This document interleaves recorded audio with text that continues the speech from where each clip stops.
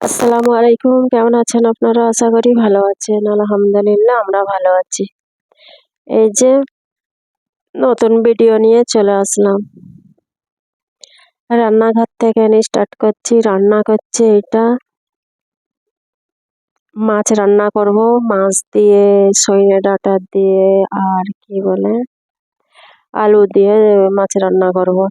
এই যে তেল দিয়ে দিয়েছি, কড়া বসে কড়াই তেল, পেঁয়াজ কুচি, লঙ্কা কুচি, কাঁচা লঙ্কা, টমেটোর সব দিয়ে পেঁয়াজ পাতা দিয়েছি। পেঁয়াজ পাতা আমি সব ছোট ছোট করে আইসে ভরে রেখে দিয়েছি। আর এইটা কাঁচা লঙ্কা, কত সুন্দর নয়? কাঁচা লঙ্কাকে বেটে আর এতে রেখে দিয়ে ফ্রিজে রেখে দিয়েছিলাম, জমাতে দিয়েছিলাম। কি সুন্দর একটা করে ফুল হয়ে গেছে। চকলেটের এতে দিয়ে করেছি পুরো ফুল, এত ভালো লাগতেছে এইগুলোকে দেখে। মনে হচ্ছে যেন ধনেপাতা রেখেছি কি একটা চকলেট। অনেক কাঁচা লঙ্কা নিয়েই ছিল, কি করব, নষ্ট হয়ে যাবে, সেই জন্যে আমি এমনি ডাব্বাতেও রেখে দিয়েছিলাম। 1 কিলো 1.5 কিলো কাঁচা লঙ্কা হয়ে গেছিলো, সেই জন্য আমি কিছু কাঁচা লঙ্কা এরকম করে বেটে আর কিছুটা নর্মালে রেখে দিয়েছি। আর এরকম করে বেটে আর ওই যে জমিয়ে নিয়েছি, এত ভালো লাগতেছে, ডাব্বায় রেখে দিয়েছি। আর হাজব্যান্ডকে দেখাচ্ছি, এটা কি বলে না, ও বুঝতেই পারে না যে এটা কাঁচা লঙ্কা, মনে করেছে ধনেপাতা। আর এইটা হলো মটরশুঁটি। মটরশুঁটিও আমি ফ্রিজে রেখে দিয়েছিলাম, ওই এই যখন দরকার পড়ে দুটো দুটো করে বার করি আর রান্নাতে দিই। এই যে এবার এই পেঁয়াজগুলো ভুনা হয়ে গেছে, তাতে আমি মশলা সব দিয়ে দিচ্ছি। দিয়ে এক এক করে মশলা দিয়ে আর একটুখানি পানি দিয়ে কষছি, কেন ফের জ্বলে যাবে।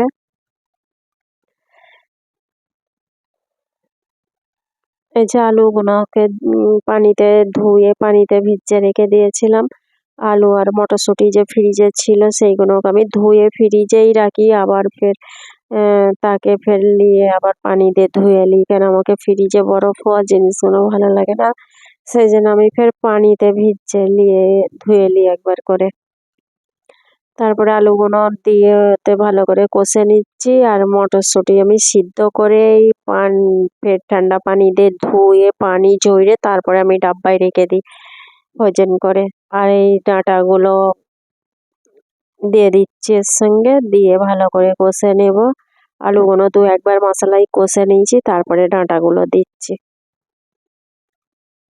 আলু তো কষতে কষতেই গলে যায়।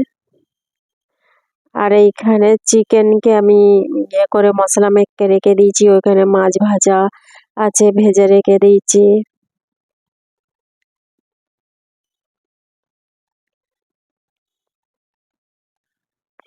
তরকারিগুলো আমি একটু আগেই সব করে রাখছি, কেন আমি একটু বাইরে যাব, ফের এসে আবার এসে আমি ফের ইফতারির জোগাড় করব, সেই জন্যই তরকারিগুলোকে আগে আগে করে নিচ্ছি। আর হাজব্যান্ড বলল, তোমাদের ঘরে আমি ছেড়ে দিচ্ছি রাস্তায়, যে মা বেটাই যাও। আমি এইখানে এত বছর এইছি, বা আমার ঘরও তো আমি কোনোদিন একা রাস্তায় বেরোই না। আমি ছোট থেকে নেমে একা রাস্তায় কোনোদিন বেরোইনি, যতক্ষণ না আমি মজবুর হয়েছি কোনোদিন বেরোয়নি। হ্যাঁ, এখানে বাবুকে যখন স্কুলে দিয়েছিলাম তখন আমি একা যেতুন বাবুকে আনতে, তখন যেতুন, কিন্তু এই যে মার্কেটে যাওয়ার জন্য আমি একা কোনোদিন যাইনি।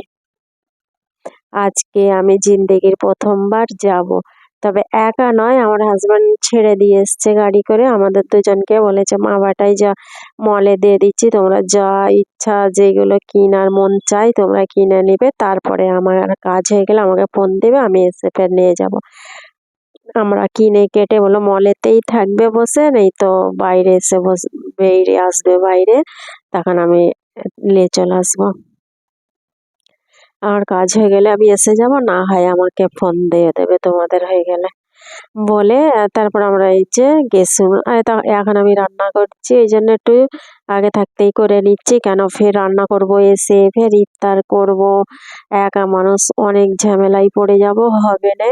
রান্না করতে করতে টাইম লাগবে, ফের ভাজাভুজি করব, ফের ইফতার কাটবো, সালাদ ফালাদ করব, সেই জন্য আমি এগুলো সব জোগাড় করিয়ে নিচ্ছি। এই যে আলুটা সিদ্ধ হয়ে গেছে, পানি দিয়ে আগে ফুটটা আলুটা সিদ্ধ হয়ে গেছে, তারপর আমি কুলগুলো দিয়ে দিচ্ছি। এই কুলটা আমার হাজবেন্ডের বন্ধু, ও গেছিল ওই যে মাছ ধরতে যায় ওরা এইখানে, মাছ ধরতে যেয়ে কুল গাছ আছে ওখানে, প্রচুর কুল গাছ আছে, অনেক কুল নিয়ে এসছে পেড়ে। আর একজন নিয়ে এসছে, তার সঙ্গে আমার হাজবেন্ডের বন্ধুও গেছিল, তাদের সাথে যে তারা গেছে তারা অনেক পেড়ে লেগেছে, ও আমার জন্য নিয়ে এসছে। কিন্তু আমি তো খাটা খাই না, কি করব, আর কুলগুলো রেখে পেকে গেছে। কুলগুলো কিন্তু এত খাটা নয়, আর মিষ্টি সুন্দর ছিল, পেকে গেছে। আমি বলি কুল পাড়তে যেত হাতে কাঁটা বেঁধে, তার মধ্যে অনেক কষ্ট করে, যখন আমার লেগে নিয়ে হাত করে লেগেছে ফেলে দিব। তে মাছ দিয়ে রাঁধি, এখানের লোকেরা তো রান্না করে কিন্তু মজাই হয়, তা আমি তো কোনোদিন করিনি, তাহলে আমিও করে দেখি। কিন্তু মজাই হয়েছে, ভালোই লেগেছে রান্না করতে। করেছেন ওনার হাজবেন্ড, বলছিল যে ওতে রান্না করবে মজা হবে। আমি দেখি তো এখানে লোকেরা রান্না করে না, মাছের টক ফক করে, ওরা সবে করে। তো এই যে কুলেতে দেয়, কুলগুলো দেয়, তাহলে ভালো লাগে খেতে, সেই জন্য আমিও করেছি। খেয়ে বলছে ভালোই হয়েছে, কিন্তু খেতে ফেলে দিব, অত কষ্ট করে নিয়ে এসছে আর রোজার মাসে। যাই হোক, আমরা মা বেটাই চলে এসেছি মলেতে, ঘোরাঘুরি করছি। আর যার জন্য আমি এসেছি যেই জিনিসটা নিতে, কিন্তু সেই জিনিসটা খতম হয়ে গেছে, এখানে ছিল না। আমি ওদেরকে জিজ্ঞেস করছি যে এই জিনিসটা কোথায় গেল, বললো যে খতম হয়ে গেছে, ফের পরে আসবে, সেই জন্য আর নেওয়া হয়নি। তবে টুকিটাকি যেগুলো দরকার, সেগুলো না, দরকার ছিল না, ফিরবি আমার পছন্দ হয়েছে দেখে নিয়েছি, ভালো লাগছিল। আর হাজবেন্ড বলছে যখন আমার সঙ্গে যাও তখন আমি এগুলো নিতে বলেছি, নিউনি, এখন ছেলের সঙ্গে যে নিয়ে এসছো। দেখে ভালো লাগলো, দেখতে দেখতে একটা জিনিস দেখতে দেখতে ভালো লাগে। এই যে আমি সব থেকে ওপরে আমরা আগে উঠে গেছি লিফটে করে, তারপরে একটা করে ফের নিচই লাফ দিয়েছে, একেবারে 3 তলায় উঠে গেছিল না, ফের এই একটা করে নিচই আসছে লিফটে করে। সিঁড়িতে চড়ি না আমি, আমাকে ভালো লাগে না সিঁড়িতে, তাও আমাকে ভয় লেগেছে, আমি বাবুর সঙ্গে ছিনুন, ভয় লাগছিল লিফটিতে যদি রুকে যায়। আমাকে প্রচুর ভয় লাগে লিফটিতে ঢোকার সময়, আমি অনেক দোয়া করি বিসমিল্লাহ বলে ঢুকি। তারপরে এখানে কিছু টুকিটাকি কেনাকাটা করে চলে এসেছি নিচে। আসার পরে আমার হাজব্যান্ডকে ফোন ফোন দিলাম, ও হলমার্কিং সেন্টারে ছিল, ওখানে কাজ ছিল, তা হয়ে গেছে, ও চলে এলো, আমাদের ঘরে নিয়ে ও চলে এলো। তারপরে ফের ঘরে এসে তো আর রেস্ট নেই, মানে রান্না করে রেখে রান্না করতে করা হয়ে গেল, করে হয়ে যেতে আমি মলে গেছি, মল থেকে এসেই ফের হাত পাটা ধুয়েই ফের আবার এই নাস্তা তৈরি, ইফতারি ব্যবস্থা করে নিলাম। এইগুলো সব রেডি করেই রেখে গেছিলেন। এই যে আলু ভর্তাটা করে আমি ওই যে ফ্রিজে রেখে গেছি, যে একটু টেনে যাক, টেনে গেলে করলে ভালো লাগবে, নেই তো ফের তখন তাড়াহুড়ো করে করব, আর এই বাইরে থাকবে ভালো হবে না, সেই জন্য। আর এই যে মাছটা হয়ে গেছে, এখানে পটল ভেজেছি, আর পটল মাছে তো দিয়েছি, ওটা চিকেন কষা আছে, আর এইটা ছোলা ভুনা, ছোলা আলু ভুনছি। আর হাজবেন্ডের ফেভারিট জিনিস এইটা, যতই ফল দাও যতই যাই দাও, ওকে এই জিনিসটাকে করে দিতেই হবে, এই যে ছোলা ভুনাটাকে। আমার তো ডেইলি রুটিন এইটা। আর এইটা হলো ওই যে আলু চপটা করছি, আর ফের ওই আন্ডার পিঠাও বানাবো, ওইগুলো আমিও করে রেখে দিয়েছি, ওইগুলো একদিন আগে করে রেখেছি, সেগুলোকে ফের দুটো ভেজে নিব ইফতারিতে, এই চপের সাথেই থাকবে। ভাজাভুজি তো থাকেই, একটা দুটো আইটেম না থাকলে ভাজাভুজি ভালোই নয়, কিন্তু আমাকে ভাজাভুজি অত ভালো লাগে না, বলি কম করে করলে ঠিক আছে, বেশি করলে রয়ে যাবে, আর বেশি করলে পরে আমাকে ভালো লাগে না, কেন রয়ে যায় সেই জিনিসগুলো, সেই জন্য আমাকে বেশি ভালো লাগে না। বলি সবাইয়ের জন্য 2 পিস করে ভেজে নিই, এইটাই বরং ভালো হবে।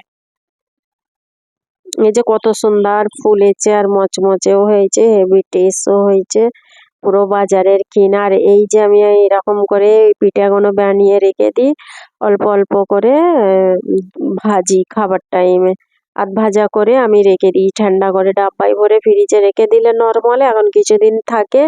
আর এই খাবার সময়, ইফতারির সময় বলো, এমনি সময় সন্ধ্যের নাস্তায় বলো, করলে ভালো হয়, ভেজে নিলে ফুল।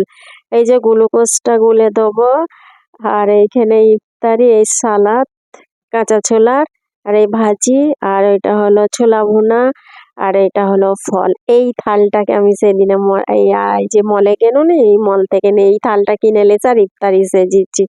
ঠান্ডা এটা টেরে ভালোই লাগছে। আমি বিদায় নিচ্ছি। আসসালামু আলাইকুম।